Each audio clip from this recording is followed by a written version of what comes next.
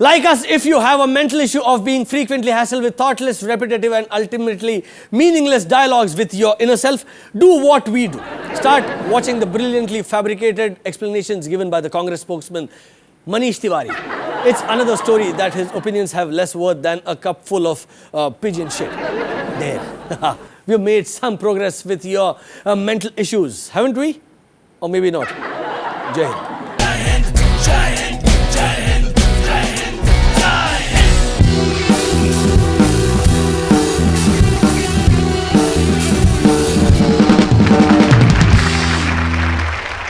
नमस्कार, जय हिंद में आपका स्वागत है। चलिए, आज मैं और आप खेलते हैं कौन बनेगा माओवादी। अगर आपने मुझसे सवाल पूछा तो आप माओवादी, और अगर मैंने आपसे सवाल पूछा तो भी आप ही माओवादी। हाँ, यही तो है अपना बंगाली स्टाइल। हमारा पूरा बैंड भी बंगाली है। एक बीच में बेचारी महाराष्ट्र में लड़की फंस गई। हाँ, तो यकीन नहीं आता, मतलब क्या बंगाली स्टाइल यकीन नहीं आता? अरे तो ठीक है, तो ममता बनर्जी से पूछ कर देख लीजिए, सब पता चल जाएगा। अच्छा हुआ कि सलमान खान ने भाग्यश्री से कहा था कि मेरे सवालों का जवाब दो ना। अगर सलमान ने यही बात ममता बनर्जी से कही होती तो फिल्म का नाम मैंने प्यार किया के बजाय मैंने गिरफ्तार किया होता, और दो ना के बदले ममता दीदी ऐसे धाड़ के दे ले। हाँ, तो सवाल से याद आया, आपको भी याद आया होगा कि मारुति का वो एड कितना देती है। सोचिए, अगर इस एड में ममता दीदी होती तो क्या होता? कितना देती है? ये सवाल सुनते ही वो पूछने वाले के कान के नीचे इतना देती कि बंदा हर तरह के माइलेज की बात भूल जाता है। मुझे तो खुद डर लगा रहता है कि अगर मैं कोलकाता की ये जो बस होती है उसमें कंडक्टर से पूछूं कि भैया दमदम कितने का है, तो कंडक्टर कहीं मुझे माओवादी बताकर बस से न उतार दे। चलो उतर नीचे, अगर कहाँ से माओवादी चला आता है ये बोका। और तो और, अब तो बंगाल में प्रेमी भी अपनी प्रेमिका से पूछते हुए डरेगा कि डार्लिंग पार्क में कितने बजे आओगी। हो सकता है वो भी पलट के कह दे, चल हट माओवादी कहीं का। एक दिन ऐसा भी आएगा जब बच्चा अपनी मम्मी से पूछेगा कि मम्मी आज ब्रेकफास्ट में क्या है, और मम्मी एक जोर से लाफा मारे, दिन ब दिन माओवादी होता जा रही है। जब देखो सवाल पे सवाल पे आने दो, ममता दीदी को आने दो, उसी से सुधरवाऊंगी तुम। वैसे जिस रफ्तार से ममता दीदी लोगों को माओवादी बनाती जा रही है, मुझे लगता है वो दिन दूर नहीं जब दीदी अकेली बचेगी, बाकी सारे माओवादी बने चुके हैं। चलिए, अब आपको दिखाता हूं कि पिछले दिनों हमारे 3 बिग एम्स के बीच में क्या बातचीत हुई जी, या रादर क्या सवाल जवाब हुए। आइए देखिए।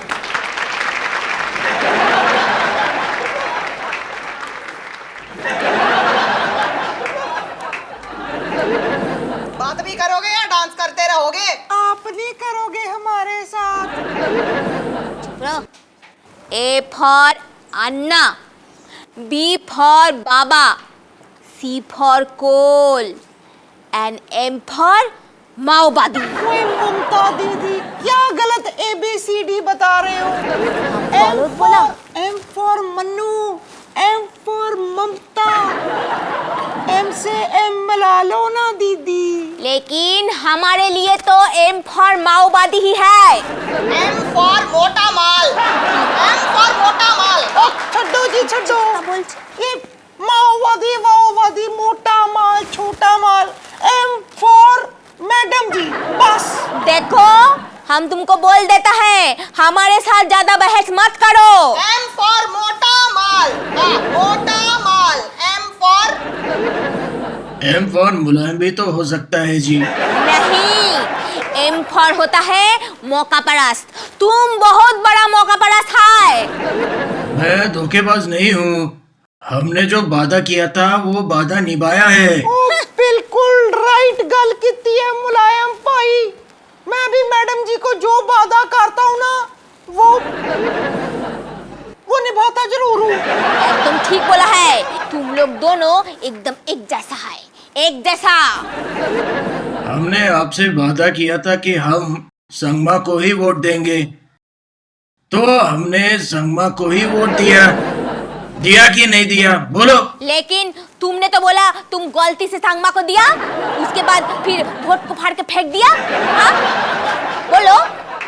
जी ये हमारा स्टाइल है। जी सांप भी ना मर जाए और लाठी भी ना टूटे, मतलब वोट भी फट जाए और वादा भी ना टूटे। मेरी गल मान लो। M for Mannu, M for Mamata और एम फॉर मुलायम भाई, यानी 3M, यानी हम हैं 3 मस्केटियर्स।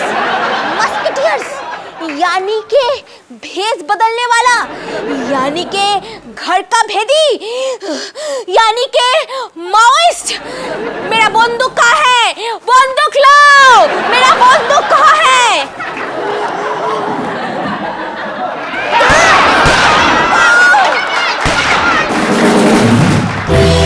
दीदी तो गई। हाँ, अब मैं भी जाता हूं, मतलब ब्रेक लेने। वापस आऊंगा तो आपको बताऊंगा कि 1 अप्रैल में और अक्षय कुमार में क्या कॉमन है, और साथ में बताऊंगा कि अक्षय कुमार कैसे बन गया इंसान से जोकर। छोटे से break.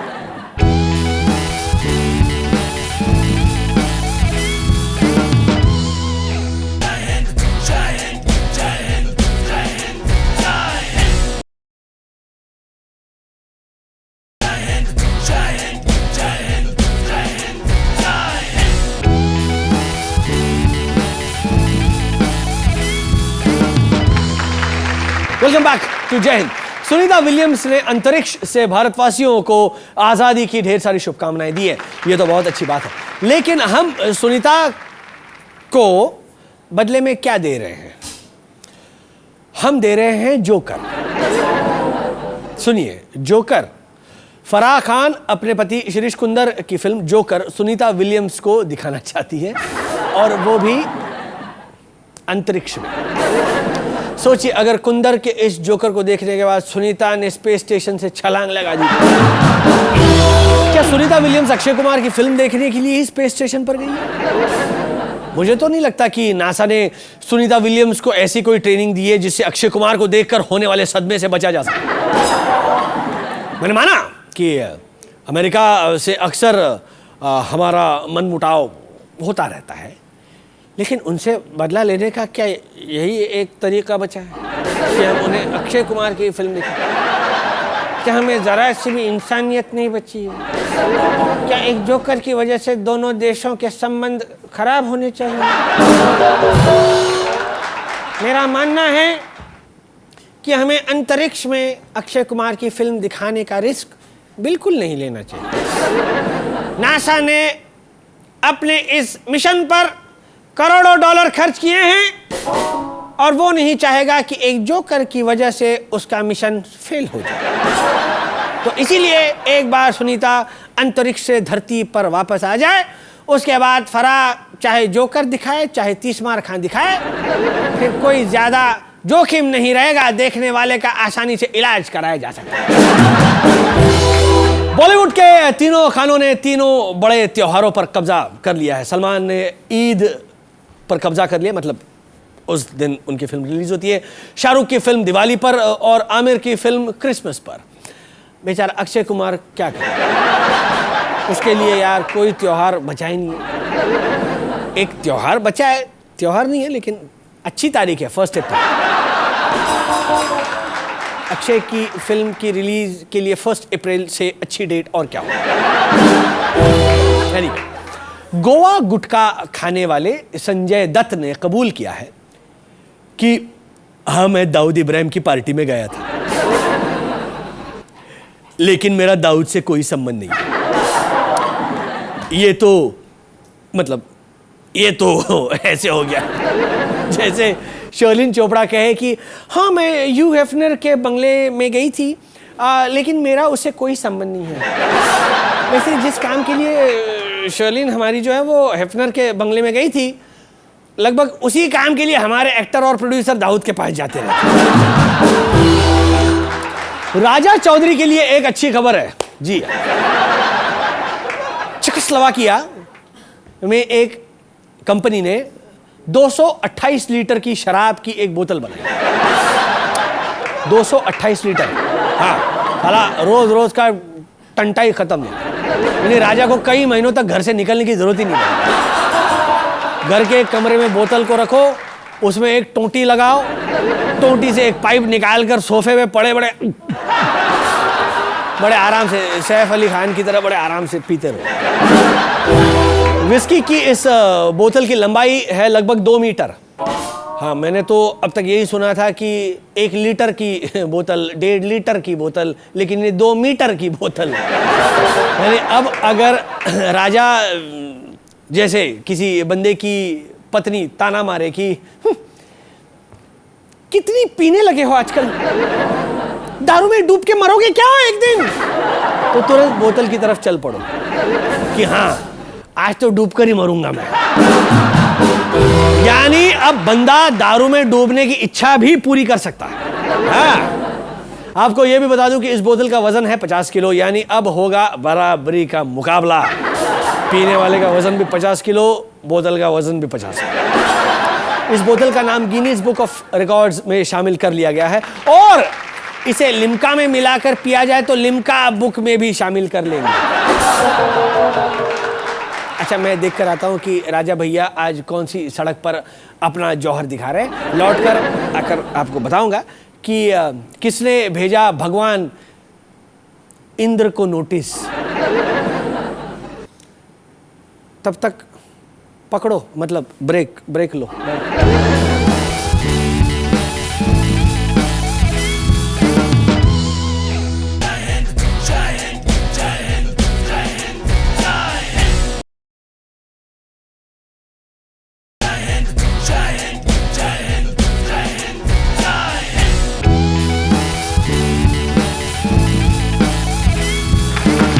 Welcome back to Jai Hind. अपने यूपी बिहार में क्या नहीं हो सकता है, ये सुनिए। यूपी के हरदोई में भगवान इंद्र को नोटिस जारी कर दिया। ये सुनकर इंद्र को भी झटका लगा होगा कि मैं तो अरसे से इंडिया की तरफ गया ही नहीं।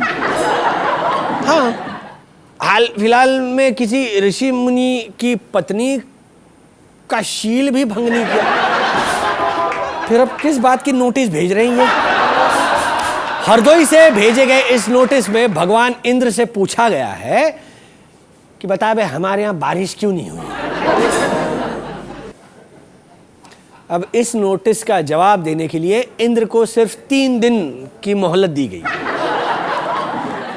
बताइए कैसी नाइंसाफी है। भगवान इंद्र जैसा ही सहस्त्र लोचन आचरण करने वाले और उनके परम भक्त एनडी तिवारी को तो डीएनए टेस्ट के लिए कितना टाइम दिया गया और इंद्र को सिर्फ 3 दिन।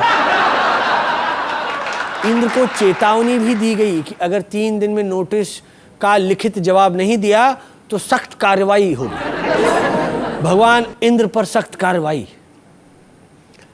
इंद्र का तो कहीं मंदिर भी नहीं है कि भैया जिसे तोड़ दोगे या उनकी मूर्ति का मायावती जैसा हाल कर दोगे। तो फिर सख्त कार्रवाई से क्या मतलब है? क्या स्वर्ग में जाकर उनके कान के नीचे तो चमाट मारोगे कि बोल रहे हमारे यहाँ बारिश क्यों नहीं हुई? या फिर इंद्र को स्वर्ग से खींचकर यहाँ लाकर कांडा के साथ जेल में डालोगे? क्या सख्त कार्रवाई क्या करोगे बेंच? बोलो। वैसे आपको बता दूं कि इस नोटिस पर हरदोई की एक तहसील के एसडीएम के फर्जी हस्ताक्षर और नकली मुहर लगी हुई थी और रेवेन्यू क्लर्क को हिदायत दी गई थी कि वो खुद जाकर भगवान इंद्र के घर इस नोटिस को डिलीवर करे। हालांकि रेवेन्यू क्लर्क ने नोटिस को यह कहकर लौटा दिया कि टेक्निकल रीजंस की वजह से नोटिस डिलीवर नहीं की जा सकती। फिलहाल मामले की जांच चल रही है। राज ठाकरे को पीला गुलाब देने वाले कांस्टेबल को लंबी छुट्टी पर भेज दिया गया है कि बेटा फूल दिया था, ले बेटा अब भूल ले। अब प्रमोद तावड़े को पता चल गया होगा कि गुलाब के साथ कांटा भी होता है और वो पिछवाड़े में चुभ भी सकता है।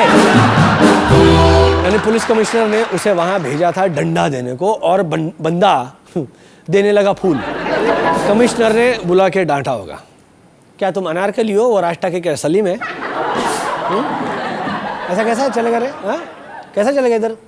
फूल देने का सिस्टम नहीं है इधर। तुम्हारी तरह सब ये फूल देने लगेंगे ना तो क्या होगा? पूरे डिपार्टमेंट की इज्जत का फूल खिल जाएगा एक दिन, समझे? समाजवादी पार्टी के अबू आजमी ने राज ठाकरे को चैलेंज दिया है कि अगर मेरे इलाके में 1 लाख बांग्लादेशी ढूंढ कर दिखाए तो वो 2 करोड़ का इनाम देगा। 1, 2 नहीं, पूरे 1 लाख। पाकिस्तान और अमेरिका में एक आदमी ढूंढने पर 10-10 करोड़ दे रहे हैं। ये 1 लाख ढूंढने पर 2 करोड़ देंगे, मतलब एक आदमी पर पूरे 200 रुपए। ऐसी वाहियात चुतियाटिक बातें करने की वजह से ही ये राज ठाकरे यूपी और बिहार के लोगों को मुंबई से हकालने के लिए उतावले हो रहे हैं। बराबर है, ऐसी लात मार के भगाना चाहिए। और इसी डबल चुतियाटिक बात पे लेते एक ब्रेक, मिलते एक छोटे से पॉज के बाद। कहीं नहीं जाइएगा, यहाँ और बहुत चुतिया होने वाला है।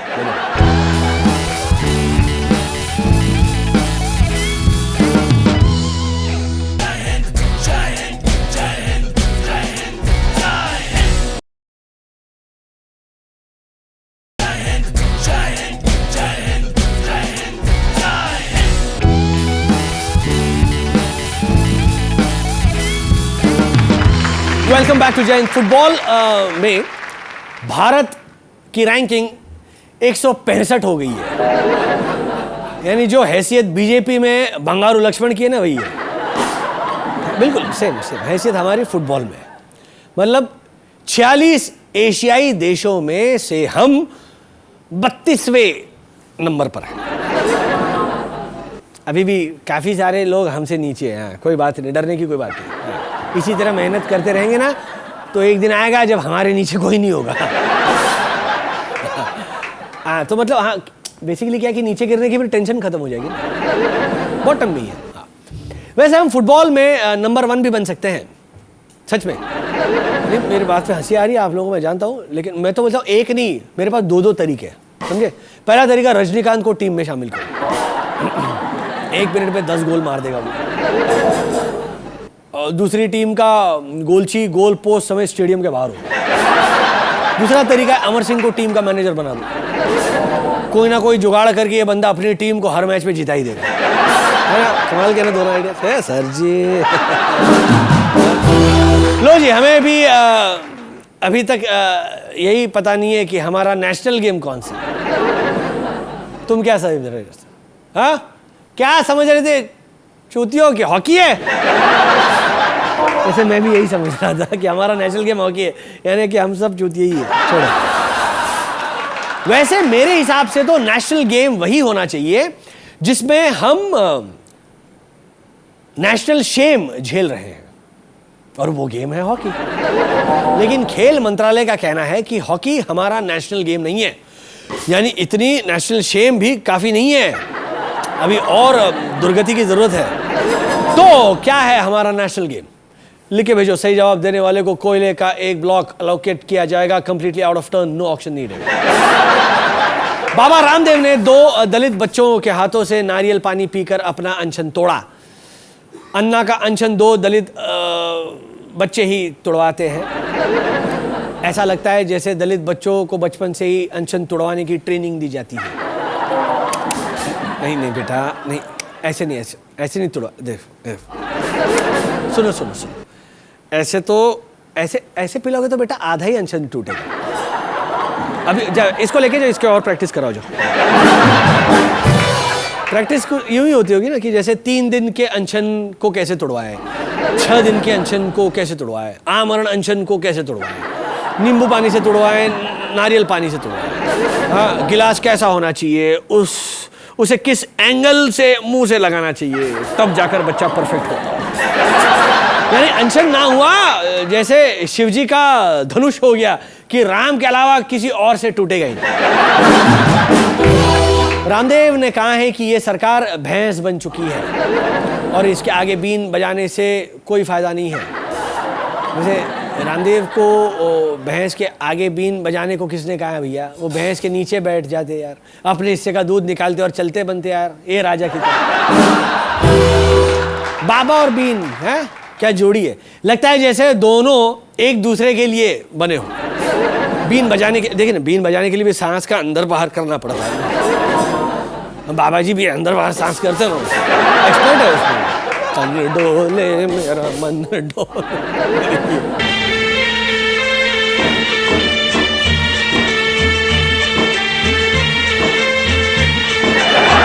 हाँ, तो बाबा ने बीन बजाई और कोई फायदा नहीं हुआ, तो अब बाबा क्या बजाएं जिससे फायदा हो सकता है? ढोल बजाए, नगाड़ा बजाए, क्या बजाए? वैसे मेरे पास एक बाबा का नंबर है जिससे इस बाबा को फायदा हो सकता है, क्योंकि उस बंगाली बाबा का कहना है कि मेरे इलाज से 100% फायदा होता है, ये तो पूरे पैसे वापस। जो भी हो, लेकिन सरकार को भैंस कहना ठीक नहीं, क्योंकि अगर लालू के बजाय किसी भैंस को चारा खिलाओ तो वो थोड़ा बहुत दूध तो दे ही देती है, लेकिन ये सरकार माल तो मोटा खा रही है और दूध बिल्कुल नहीं दे रही है, सिर्फ घोटालों का गोबर कर रही है। मेरे हिसाब से तो बाबा को भैंस के बजाय सांड कहना चाहिए, वो भी काला सांड, कोयले के जैसा काला।